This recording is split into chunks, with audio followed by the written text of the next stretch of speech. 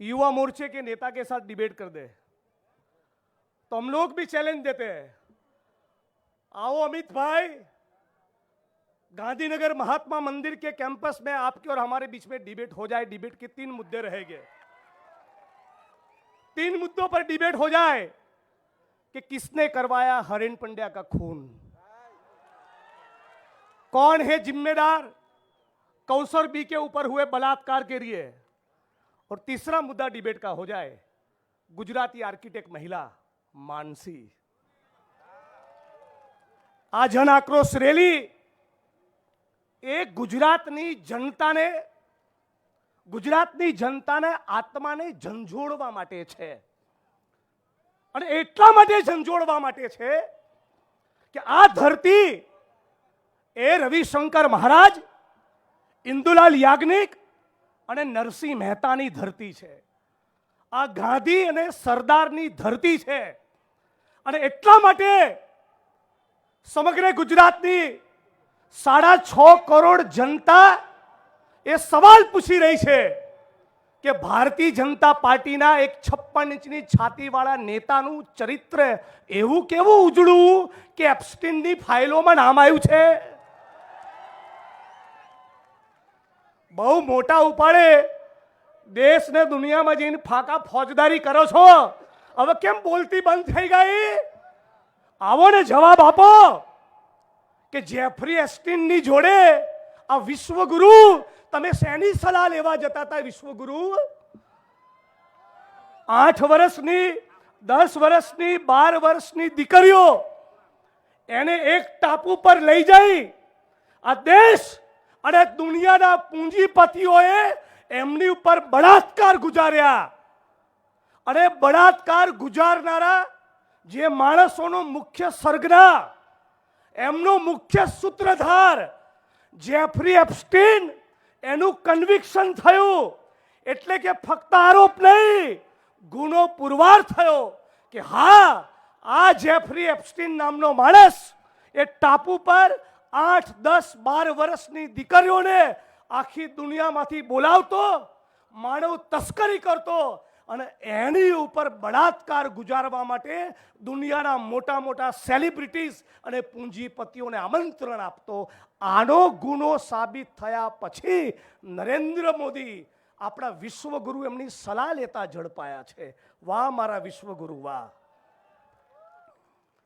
તમે જ્યારે આ સભા પતાયા પછી પોતાના ગામમાં, પોતાના તાલુકામાં જાઓ ત્યારે ચોરના દીકરાઓને પૂછજો કે તમે શેનું ડાપણ કરો છો લ્યા? દેશની આઝાદીની ચળવળમાં નતા, 52 વર્ષ તિરંગો નથી લહેરાયો, ભારત ભૂમિ સાથે ગદ્દારી કરી છે, તિરંગાનું અપમાન કર્યું છે, તમે ગાંધી અને સરદારની જોડે નતા, તમે ફૂલે અને આંબેડકરની જોડે નતા, તમે સુભાષચંદ્ર બોઝની જોડે નતા, અને તમારા નેતાઓ આખો દેશ જોવે છે એમ ઊભી સડકો પર એક સ્ત્રીની સાથે નગ્ન થઈને નાચતા જોવા મળ્યા। શેનું ડાપણ કરો છો? આ જન આક્રોશ રેલીના માધ્યમથી એક ગુજરાતના નાગરિક સુધી આ સવાલ ઉભો કરો કે એપ્સ્ટીન અને વિશ્વગુરુની વચ્ચે શું સંબંધ છે? નહીં બતાવવા આ લોકો 1000%। કોરા કાગળ પર સહી કરી આપું, એક માણસ બી બતાવશે? છેલ્લી લાઈનથી જવાબ આપો, આ લોકો બતાવશે? વિશ્વગુરુ અને એપ્સ્ટીનની વચ્ચે શું સંબંધ છે? એક માણસ નહીં બતાવે, એક, અને એકાદ કદાચ યુટ્યુબર બતાવી દેશે। તો તમારી અને મારી જવાબદારી છે ગાંધી અને સરદારના સાચા અર્થમાં જો આપણે એમની વિચારધારાના વાહક હોઈએ તો આપણી બહેન દીકરીઓ, માતાઓને જગાડો। હું તો ભારતીય જનતા પાર્ટીને વોટ આપનારા મતદારોને પણ કહું છું, હજી ધરાયા ના હોય અને ત્યાં જ વોટ આપવો હોય તો લોકશાહી તમારી ચોઈસ, પણ તમારી બહેન દીકરીઓ, માતાઓને એટલું કરજો, કમલમના દરવાજે ના મોકલતા। આ જન આક્રોશ રેલીના માધ્યમથી એટલું કહેવા માંગુ છું કે 4 લાખ કરોડની આજુબાજુનું બજેટ 2 દિવસમાં ગુજરાતની વિધાનસભા, અને આ ઓડિયન્સમાં 49 જેટલી કામદાર રાજ્ય વીમા યોજનાની અમદાવાદની ડિસ્પેન્સરીઝના 500 જેટલા કર્મચારીઓ બેઠા છે। તાળીઓનો આવકાર આપો એટલે ખબર પડે। 4 મહિનાથી આ 400 થી વધારે કર્મચારીઓનો પગાર નથી થયો. એટલે આ મંચ એ માંગ લઈને ઊભું છે કે આ તમામ કર્મચારીઓનો તો પગાર થાય, પણ સમગ્ર ગુજરાતમાંથી ફિક્સ પગાર, આઉટસોર્સિંગ અને કોન્ટ્રાક્ટ સિસ્ટમને કાયમ માટે ચોકડી મારવામાં આવે. આ મંચ એ નારો બુલંદ કરવા માટે છે કે ગુજરાતના ખેડૂતોના દેવા માફ કરો અને ડ્રગ્સનો કાળો કારોબાર સાફ કરો. હું ફરી એકવાર ઇન્દ્ર વિજયભાઈની જેમ NSUI માટે ઈચ્છું છું તાળીઓનો આવકાર થઈ જાય. ગુજરાતના 200 કોલેજ કેમ્પસમાં જઈને પ્રતિજ્ઞાઓ લેવડાવી. હમણાં થોડાક દિવસ પૂર્વે મેં વડગામ વિધાનસભાના દેવી પૂજક ઠાકોર, દલિત, માજીરાણા આ કેટલાક સમાજની વિધવા બહેનોનો મળ્યો. દારૂના દૂષણના કારણે સેંકડોની તાદાદમાં હજારોની હજાર બેન દીકરીઓ, માતાઓ વિધવા થઈ. 70,000 કરોડનું ડ્રગ્સ, ટુ બી પ્રિસાઇઝ 72,000 કરોડનું ડ્રગ્સ એ ગુજરાતના દરિયા કાંઠે પકડાયું. અને પેલો 8 ચોપડી કહે છે આમાં મારી જોડે ડિબેટ કરો. અને મારો ડ્રાઈવરે તારી જોડે ડિબેટ ના કરે. વડગામમાં આવ્યા તો મોટા પડે અડધી લાટે મને ફોન કરો. આ ભર બપોરે તમને કહીએ છીએ મજૂરામાંથી બંધ કરાવો દારૂના અડ્ડા.